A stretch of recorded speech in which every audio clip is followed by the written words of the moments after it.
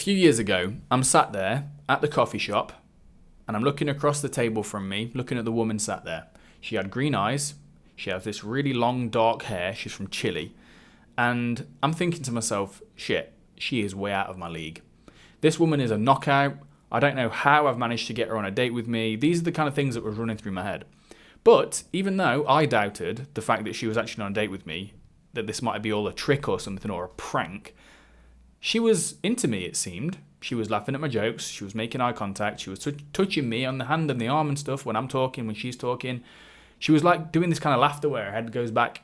All good signs, right? So I was there getting hopeful. I was like, shit, maybe this is actually legit. Maybe this is real. She had to leave. So we stood up. I paid. Walked out the coffee shop and I walked her to the train station. When she was saying goodbye, we hugged. She kissed me on the cheek. And she said, I'll see you soon. I'm there thinking, damn, there's actually something in this. Maybe this is real. That hope didn't last long. I messaged her later the following day, asking if she'd be interested in meeting up again. And what she sent back is a text that no man on the planet wants to receive. You know what she said? She said, hey Oliver, really appreciated the conversation, really enjoyed my time with you.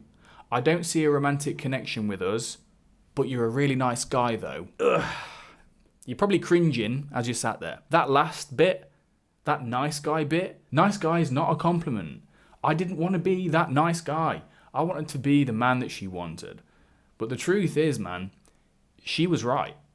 She was right about it. She was shining a mirror to me. I was a nice guy. I was too nice on the date, inauthentically nice. I was so scared of upsetting her, of saying something polarizing. I was so scared of screwing it up, which is just such a weird frame to come from, that I wasn't being myself, man. I was just being far too friendly. I had essentially friend-zoned myself. So I went back to the drawing board, like Rocky. Whenever I go back to the drawing board on a particular topic in my life, that usually means doing a lot of reading and a lot of writing and a lot of reading, a lot of reflecting. And on my search to uncover and to overcome this, to like, why am I so nice, man? Let's heal that. What was going on with me? I came across a book, and it is a book that I couldn't put down. I started reading it. I was like, this is describing me perfectly. This is exactly what I need to hear. Every single word, not a single word wasted. It's one of those books that I will reread multiple times in my life, probably every year for the rest of my life, because it's that important. And it's a book called The Courage to be Disliked by authors Fumitake Koga and Ichiro Kashimi. The book itself is absolutely jam-packed with really good, actionable, useful insights and mindset shifts that I think every single people pleaser or man with nice guy syndrome needs to integrate, needs to hear. But I want to just talk about a few of the proper insights that I learned from the book that completely changed things for me. And the first insight from the book that I want to share with you is probably the most important, and it's something you can shift right away. If you are too nice, that means that you are taking too much responsibility for other people. You're changing your behavior. You're editing yourself. In some ways, you're even betraying the truth of who you are. You're agreeing with things you don't agree with. You're withholding certain opinions because you're afraid they might upset people. You're avoiding confrontation. You're avoiding certain types of conversation. You're avoiding even certain behaviors that are authentic to you because you're afraid of upsetting people. When you do this, mate, you're making a basic logical error that is, my actions equals their feelings.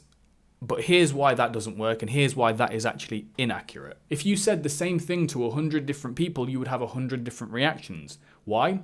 Because a person's feelings in any given moment are dictated by things that will always be out of your control.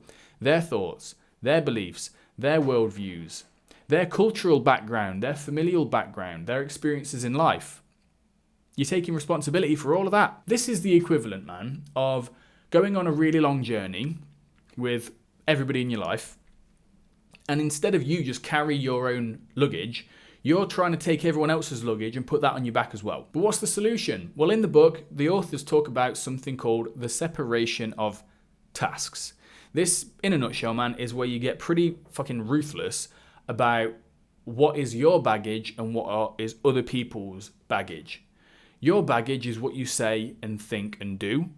Other people's baggage is how they react to it. So you got to drop the other people's baggage, give the luggage back to other people, and only carry your own baggage and don't pick it up again. By the way, as a side note, I love a phrase, this is off script, I love a phrase that my ex-girlfriend from Romania told me. She would often say, "Not my circus, not my monkeys." when she started taking on other people's baggage, "Nope, not my circus, not my monkeys." It's like a reminder. And this relates, man, to the second insight that you absolutely need to hear, because it's going to challenge you, if you're a people pleaser, to the core of your being.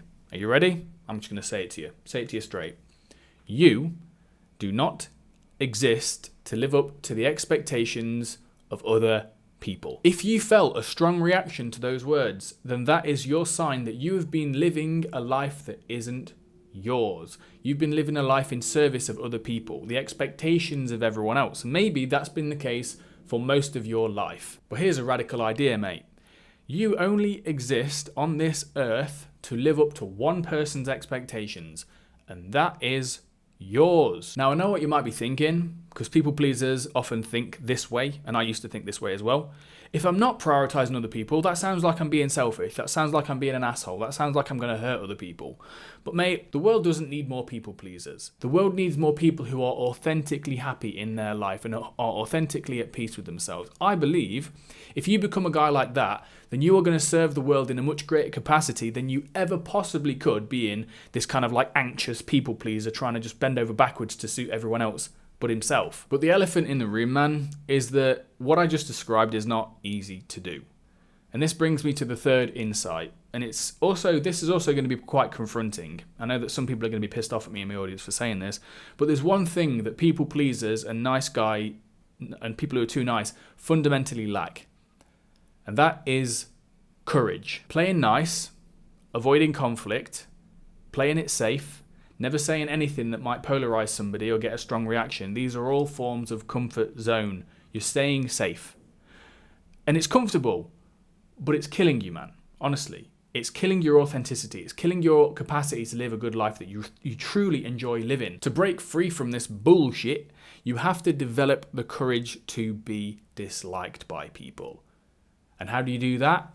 You have to learn to value courage and authenticity more than you value approval and avoidance of rejection. When I started approaching women in Lisbon, funnily enough, the one thing that kept me going, often in the face of potentially overwhelming and embarrassing rejection, is this thought that if I don't approach women, then I'm a coward. And with this in mind, that led to me actually jumping in and finding the most intense and the most intimidating and scary approaches and going ahead and doing those. I didn't care how it went. I actually started chasing the fear. But why value courage in the first place? Man, this isn't just about people pleasing anymore. This is about life. The reason why you should value courage, the reason why I value courage is because life exists on the other side of what you're afraid of. And you will never reach the other side of what you're afraid of without courage. A great date in life, an amazing partner, exists on the other side of you overcoming your fear of approaching women and being vulnerable.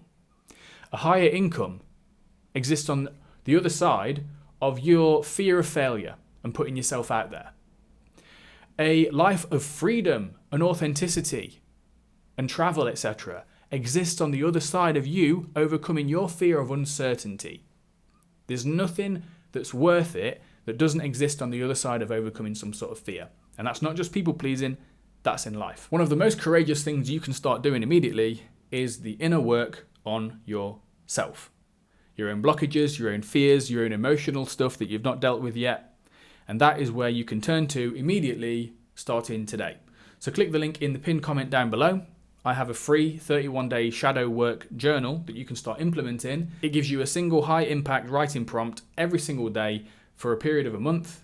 Download it, apply it. I promise you, it will change your life if you commit to it. All right. I'll see you in the next video. Stay courageous.